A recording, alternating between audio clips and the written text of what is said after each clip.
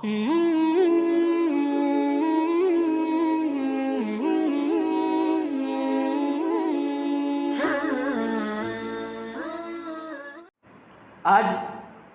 مسلمانوں کی حالت یہ ہو چکی ہے،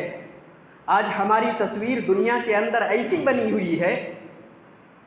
کہ آج دنیا کے اندر جہاں بھی اسلام اور مسلمانوں کا نام آتا ہے، آج مسلمانوں کی پہچان جہالت، غربت، ذلت اور رسوائی کی تصویر بنی ہوئی ہے۔ میرے بھائیو، مغربی طاقتیں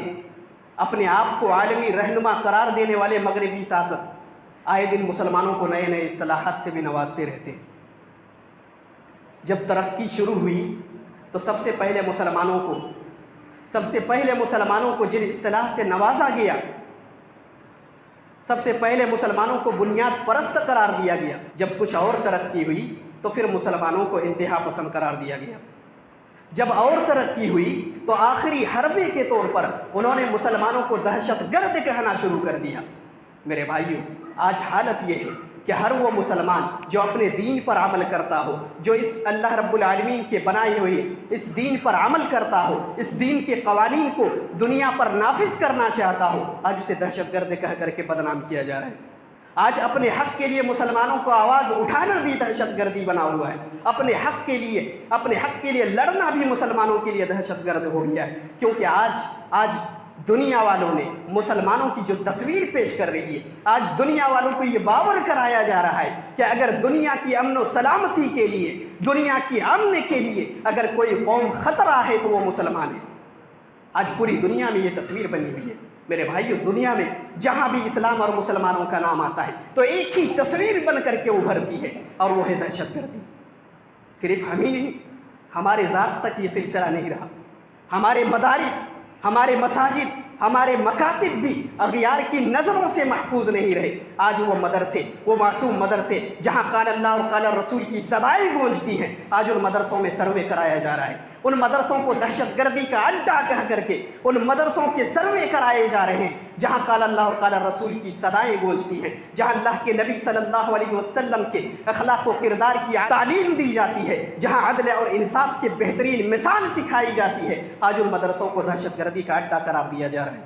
میرے بھائیو، تاریخ گواہ ہے کہ ہمارے نبی صلی اللہ علیہ وسلم نے اخلاق اور کردار کا وہ بہترین نمونہ پیش کیا ہے، وہ بہترین مثال پیش کی ہے کہ آج تک دنیا والوں نے وہ مثال پیش نہیں کر سکی۔ اور اللہ کی قسم، اگر اس دین کی تعلیم، اگر میرے نبی کی بتائی ہوئی تعلیمات کو اگر دنیا کے اندر اگر پھیلا دی جائے، دنیا میں نافذ کر دی جائے، تو پوری دنیا امن اور سکون کا گہوارہ بن جائے، پوری دنیا کے اندر عدل اور انصاف قائم ہونے لگ جائے۔ آج وہ مدرسے جہاں اللہ کے نبی صلی اللہ علیہ وسلم کی بہترین اخلاق اور کردار سکھائی جاتی ہے، عدل اور انصاف کی بہترین مثال سکھائی جاتی ہے، جو تاریخ میں ہمارے نبی صلی اللہ علیہ وسلم نے کر کے دکھایا ہے، جو آج تک دنیا والوں نے ایسی مثال پیش نہیں کر سکی ہے۔ تاریخ کے صفحات گواہ ہے کہ جب حاتم طائی کی بیٹی قید ہو کر کے جب اللہ کے نبی صلی اللہ علیہ وسلم کے پاس پہنچتی ہے، اللہ کے نبی صلی اللہ علیہ وسلم نے دیکھا حاتم طائی کی بیٹی قید ہو کر کے آئی، سر پر دوپٹہ نہیں تھا، سر کے بال کھلے ہوئے تھے۔ اللہ کے نبی صلی اللہ علیہ وسلم نے اپنا چادر اتار کر کے اس بیٹی کے سر کو ڈھانک دیتے ہیں، کہا بیٹا میرے صحابہ تمہیں پکڑ کر کے لائے، میرے صحابہ نے تمہیں حراست میں لے کر کے آئے۔ اللہ کے نبی صلی اللہ علیہ وسلم صحابہ کرام کو حکم دیتے ہیں، صحیح سلامت انہیں ان کے گھر تک پہنچایا جاتا ہے، ان کے گھر تک بالکل امن و سلامتی کے ساتھ انہیں گھر تک پہنچایا جاتا ہے۔ عدی بن حاتم جو اپنے بہن کا انتظار کر رہے تھے، جب بہن گھر پر پہنچتی ہے، عدی بن حاتم اپنے بہن سے سوال کرتے ہیں، اپنے بہن سے پوچھتے ہیں، میری بہن بتاؤ محمد نے کوئی تمہیں نقصان تو نہیں پہنچایا؟ محمد نے تمہیں کوئی نقصان تو نہیں پہنچایا؟ کوئی اذیت تو تمہیں نہیں دی؟ وہ بہن جواب دیتی ہے، کہتی ہے میرے بھائی سنو، اللہ کی قسم جس نبی کے دربار سے آ رہی ہو، جس نبی کی حراست میں اتنی محفوظ تھی، اتنی امن اور سلامتی کے ساتھ تھی کہ اللہ کی قسم تمہارے چار دیواری کے اندر بھی کبھی اتنی امن اور سلامتی کے ساتھ نہیں رہی۔ یہ میرے نبی کا کردار تھا، یہ کردار جو آج مدارس میں سکھائے جاتے ہیں، یہ عدل اور انصاف کے تقاضے جو مدارس میں سکھائے جاتے ہیں۔ میرے بھائیوں، صرف یہی نہیں، ہمارے نبی صلی اللہ علیہ وسلم نے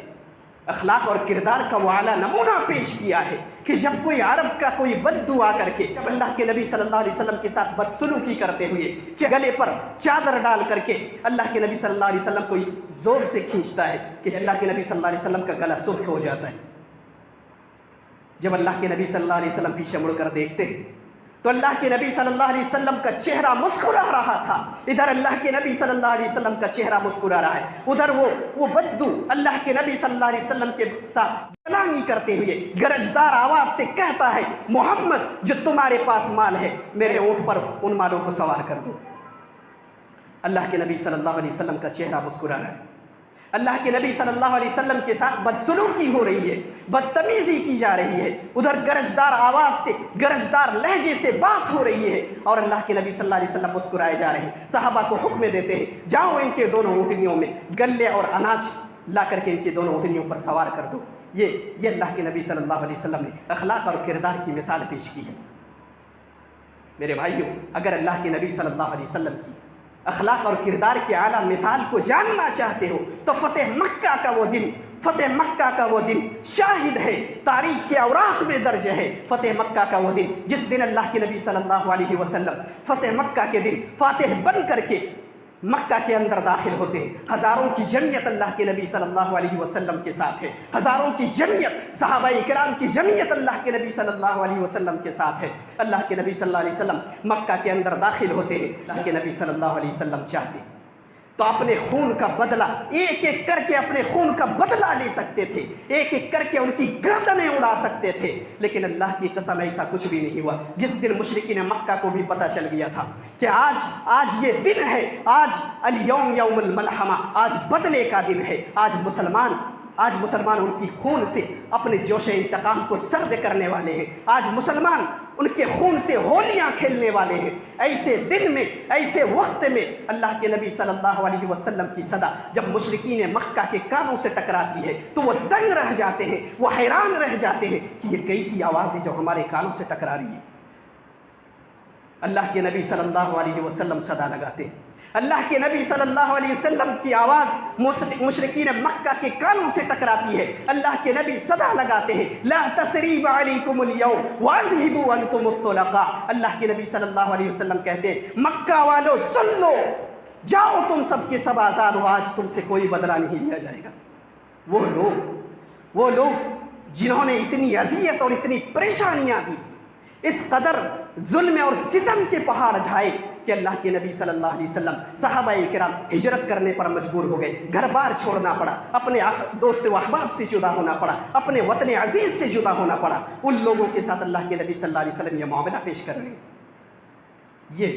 یہ کردار ہے, یہ کردار کی اعلیٰ مثالیں جو مدارس میں پڑھائے جاتے ہیں, جو مدارس کے اندر سکھائے جاتے ہیں, وہ مدارس جن کو آج دہشت گردی کا اڈا قرار دیا جا رہا ہے. بڑی افسوس کی بات ہے میرے بھائیوں, دنیا بھی جانتی ہے کہ مسلمان جس تعلیم کو سیکھ رہے ہیں وہ تعلیم دہشت گردی کی تعلیم نہیں دیتا ہے. اسلام امن اور شانتی کا مذہب ہے, اسلام امن اور سلامتی کی دعوت دیتی ہے. لیکن آج مسلمان چونکہ اتنے کمزور ہو چکے ہیں کہ آج ہماری کمزوری کا فائدہ اٹھا کر کے آج ہمارے خلاف محاذ کھولا جا رہا ہے. یہ سارا نتیجہ جو آج دیکھنے کو مل رہا ہے, یہ آج علم و فن کے میدان میں اسلامی تعلیمات سے دور ہونے کا نتیجہ ہے. علم و فن کے مہارت سے جو ہمارے اسلاف کے اندر ہوا کرتی تھی, علم و فن کے میدان میں, تحقیق اور جستجو کے میدان میں پیچھے ہٹنے کا نتیجہ ہے, دیگر اقوام عالم سے پیچھے رہنے کا نتیجہ ہے. میرے بھائیوں, اس لیے اللہ کے نبی صلی اللہ علیہ وسلم نے آج سے 1400 سال پہلے ہی علم کی اہمیت کو اجاگر کرتے ہوئے, علم کی اہمیت کو بیان کرتے ہوئے اللہ کے نبی صلی اللہ علیہ وسلم نے کہہ دیا تھا اور کہا تھا, طلب العلم فریضۃ علی کل مسلم. کہا تھا مسلمانوں, ہر مسلمان پر چاہے کوئی مرد ہو چاہے کوئی عورت ہو, ہر ایک کے لیے علم حاصل کرنا فرض قرار دیا تھا. اسلام نے تو اسی دن علم کی اہمیت ہمارے لیے بتلا دی. جس دن قرآن کی پہلی آیت نازل ہوئی, قرآن کی پہلی آیت کے اندر ہی علم حاصل کرنے کا تذکرہ ملتا ہے, جس سے اسلام کے اندر علم کی اہمیت اور اس کی فضیلت کا پتہ چلتا ہے. اللہ رب العالمین نے قرآن حکیم کے اندر یرفع اللہ الذین آمنوا منکم والذین اوتوا العلم درجات, یہ آیت نازل کر کے اللہ تبارک و تعالیٰ نے علم والوں کی فضیلت, ان کا مقام اور مرتبہ بیان کر دیا تھا, جس اس جانب اللہ رب العالمین نے یہ اشارہ کر دیا تھا کہ جب تک تم علم اور فن کے میدان میں آگے رہو گے، جب تک علم کے میدان میں آگے بڑھ کر کے رہو گے، اس وقت تک دنیا میں تمہاری حکومت ہوگی۔ اور یہی ہوا جب تک ہمارے اسلاف نے اللہ کے نبی صلی اللہ علیہ وسلم کے اس فرمان کو سمجھا تو وہ پوری دنیا پر حکومت کر رہے تھے۔ میرے بھائی، تو آج ہمارے زوال کا ایک بہت بڑا سبب ایک علم و فن کے اور تحقیق اور جستجو کے میدان میں، سائنس اور ٹیکنالوجی کے میدان میں دیگر دوسرے اقوام عالم سے پیچھے رہ جانے کا نتیجہ ہے۔ میرے بھائیو، ہمارے اسلاف نے اس چیز کو سمجھا تھا اور علم و فن کے اندر وہ مہارت حاصل کی تھی، علم و فن کے اندر وہ رسوخ حاصل کیا تھا کہ آج بھی قرطبہ کے کھنڈرات، آج بھی غرناطہ کے کھنڈرات اس بات پر شاہد ہیں، مسلمانوں کے فن تعمیر میں ان کی صلاحیت کا پتہ دیتی ہے، ان کی تعمیر کے اندر ان کی مہارت کا پتہ دیتی ہے۔ میرے بھائیوں، تاریخ شاہد ہے، تاریخ گواہ ہے کہ 1400 سالوں کے اندر مسلمانوں نے کتنی بار، کتنے ایسے دور آئے جس وقت مسلمانوں نے پوری دنیا پر حکومت کی تھی۔ خلافت راشدہ سے لے کر کے خلافت عثمانیہ کے خاتمے تک مسلمان ہی اس دنیا کی سپر پاور قوم ہوا کرتی تھی۔ خلافت راشدہ سے لے کر کے خلافت عثمانیہ تک دنیا میں حکومت کرنے والے مسلمان ہی تھے۔ میرے بھائیوں، خلافت بنو عباسیہ سے لے کر کے خلافت عثمانیہ تک مسلمانوں نے علم و فن کے اندر وہ مہارت حاصل کی تھی۔ مسلمانوں نے علم و فن کے میدان میں اتنی مہارت حاصل کی کہ آج بھی دنیا مختلف علوم و فنون میں آج بھی مسلمانوں کی رہین ملت ہے۔ آج وہ یورپ جو اپنے آپ کو عالمی رہنما قرار دیتا ہے، وہ یورپ جو اپنے آپ کو عالمی رہنما قرار دیتے ہوئے آج جو دنیا کا باپ بنا بیٹھا ہے، وہ یورپ جس وقت جہالت علمی کے دلدل میں بھٹک رہا تھا، وہ یورپ جو اس وقت لباس کے تصور سے بھی ناآشنا تھا، اس وقت اسلامی ممالک کے اندر خصوصاً بغداد کے اندر ململ سے لے کر کے مخمل تک لباس کے کارخانے پائے جاتے تھے۔ آج کا وہ یورپ اس وقت مسلمانوں نے فن تعمیر کے اندر وہ مہارت حاصل کی تھی کہ آج بھی قرطبہ اور غرناطہ کے کھنڈرات جا کر کے دیکھ لیں تو آپ کو معلوم ہوگا کہ مسلمانوں نے فن تعمیر کے اندر کتنی صلاحیت اور کتنی مہارت حاصل کی تھی۔ غرناطہ کے اندر دنیا کے سب سے عظیم اور سب سے خوبصورت محل پائے جاتے تھے۔ غرناطہ کا وہ شہر جہاں پر سب سے خوبصورت اور سب سے بہترین مساجد پائی جاتی تھی، سب سے خوبصورت جامعات پائے جاتے تھے۔ آج بھی مدینۃ الزہرا کے نام سے تاریخ کے اندر وہ شہر درج ہے جو دنیا کے اندر سب سے خوبصورت شہر ہوا کرتا تھا، جس شہر کو بسانے والے یہ مسلمان تھے۔ یہ مسلمانوں کا دور تھا میرے بھائی، جس وقت یورپ طب کے اندر علاج و معالجہ کے میدان میں بالکل لا علم تھا، اس وقت مسلمانوں نے اس میدان میں اتنی ترقی حاصل کر چکے تھے، اتنے منازل طے کر چکے تھے کہ وہ یورپ علاج و معالجہ کے لیے اسلامی ممالک کی طرف سفر کیا کرتے تھے، اپنے علاج کے لیے مسلمان ممالک کی طرف آیا کرتے تھے۔ میرے بھائیوں، آج کا وہ یورپ جب تخلیق اور اختراع کے میدان میں جب ان کے یہاں تصور بھی نہیں پایا جاتا تھا، اس وقت مسلمانوں نے ایجادات اور اختراع کے میدان میں اتنے منازل طے کر چکے تھے کہ حضرت عمر رضی اللہ تعالیٰ عنہ کے دور میں بحری جہاز بنانے کا کام شروع ہو چکا تھا۔ اور جب یورپ تیرنا نہیں جانتا تھا، جب یورپ کو تیرنا تک نہیں آتا تھا، اس وقت تک مسلمانوں نے یورپ کے مشرق سے لے کر کے ان کے جنوب تک بحری جہازوں سے ان کے مشرق سے لے کر کے جنوب تک چھو چکے تھے۔ وہ یورپ جب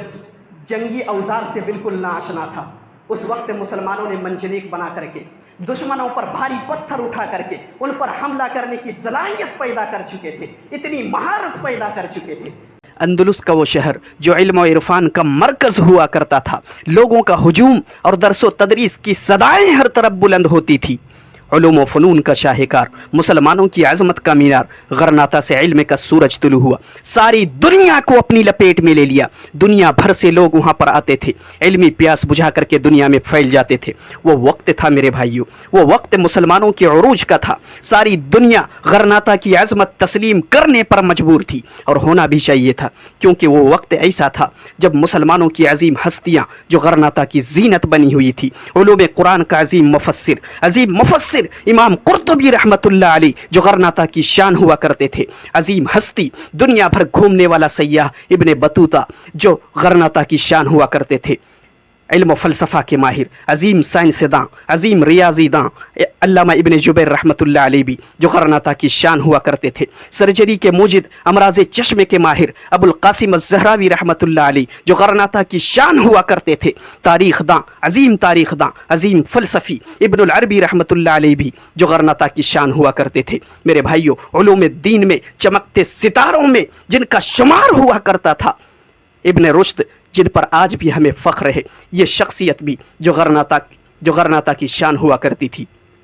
इल्म फ़ल्कियात के माहिर, हिसाब में कमाल की महारत रखने वाले अबू इसहाक़ अज़्ज़रक़ावी भी जो गरनाता की शान हुआ करते थे। मेरे भाइयों, ये थे हमारे असलाफ।